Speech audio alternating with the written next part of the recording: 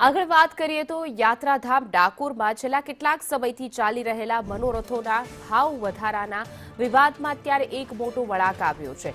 ભક્તો અને પૂજારીઓના ઉગ્ર વિરોધ સામે અંતે ટેમ્પલ કમિટીએ ઝૂકવું પડ્યું છે। ટેમ્પલ કમિટી દ્વારા મનોરથોના ભાવમાં સીધો 4 ગણો વધારો ઝીકી દેવામાં આવ્યો હતો, જેના કારણે ભક્તો અને સેવક સમુદાયમાં ભારે રોષ જોવા મળ્યો હતો। આ વિવાદને ઉકેલવા માટે આજે ટેમ્પલ કમિટી અને સેવક પૂજારીઓ વચ્ચે એક મહત્વની બેઠક યોજાઈ હતી। આ ભાવ વધારાના નિર્ણયને હાલ 2 માસ માટે સ્થગિત રાખવામાં આવ્યો છે। ટ્રસ્ટી ગિરીશ દાણીએ જણાવ્યું કે આ ભાવ વધારો ડાકોરના વિકાસ અને રોડ રસ્તાની ખરાબ હાલત સુધારા માટે કરવામાં આવ્યો હતો। જોકે સેવક સમુદાયે આ દલીલને ફગાવી દીધી છે। સેવક પૂજારી જગદીશ સેવકે કહ્યું કે નવા ટ્રસ્ટીને મંદિરની પરંપરા વિશે કોઈ જ્ઞાન નથી।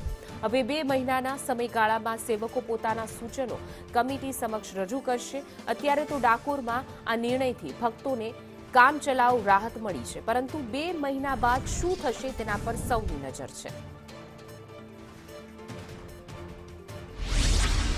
બાબતમાં અમુક નિયમો મેં જોયા નહોતા અને મેં આવેશમાં એને પગલું ભરેલું હતું કે આપણે મંદિરને દ્વારકા જેવું બનાવવું છે।